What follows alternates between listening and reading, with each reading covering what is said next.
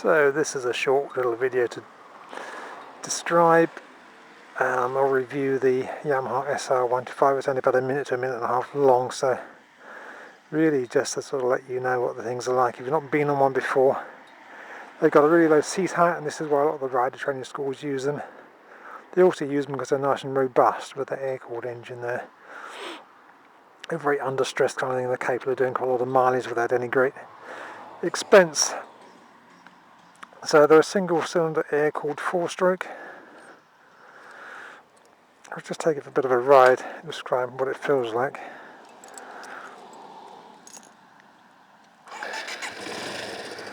So the reason why a rider school needs a bike with low seat height, obviously because you can fit more of your customers on there.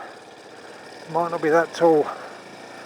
I only say that because I've had to explain that before, because it's not always obvious to everybody else. But anyway, off we go for a ride on it. Yamaha have made this bike since 1982, I believe. Well, certainly they were coming to the UK in 1982. So 1992, 2002, 21, 22 years, something like that. They got a top speed of around about 50 miles an hour.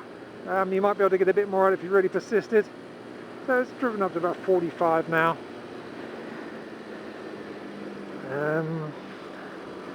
It would be okay as a commuter if you didn't want to go too far. Obviously you could ride it all day if you wanted to, but it's a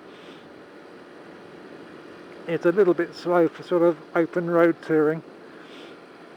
It's okay for sort of A roads and that sort of thing. On a motorway you kind of struggle with this. It's got a bit of an old-fashioned 4-stroke engine by modern standards.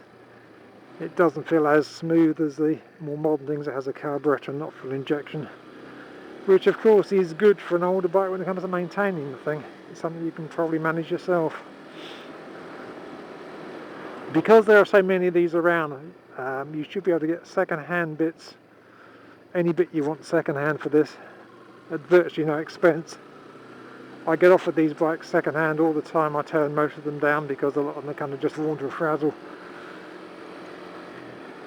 So if you're after some economic motoring, this is an excellent thing to go for. And when you go to get rid of it, you won't find it difficult either. Anyway, if you've got any questions, do ask.